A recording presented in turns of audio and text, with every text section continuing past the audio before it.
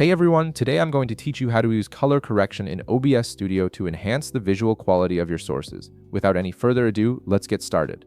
First, you'll want to open your OBS Studio application on your computer. Once the application launches and you can see your main dashboard, direct your attention to the bottom left corner of your screen. This is where you'll find the Sources panel, which displays all the video and audio sources you currently have in your scene.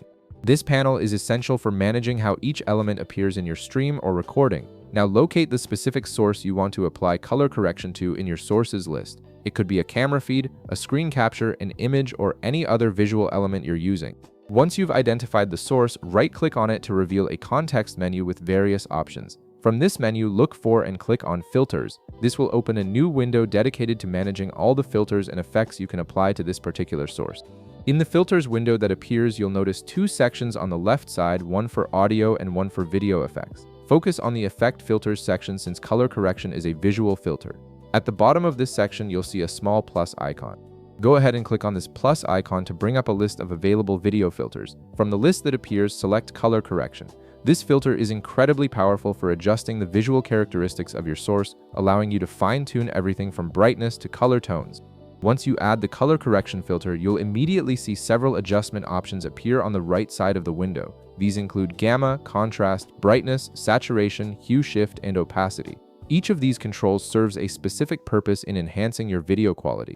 Gamma affects the mid-tones and overall luminosity. Contrast adjusts the difference between light and dark areas. Brightness controls the overall lightness. Saturation determines color intensity. Hue shift changes the actual colors, and opacity controls transparency. Now it's time to fine-tune your source's appearance. Use the slider for each option to adjust the values until you achieve the look you're going for. For example, if your camera feed looks too dark, slide the brightness control to the right. If colors appear washed out, increase the saturation. Take your time experimenting with each slider to see how they affect your source in real time.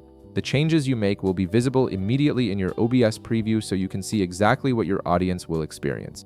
Once you're satisfied with how your source looks and you've adjusted all the settings to your liking, simply click the Close button at the bottom of the Filters window.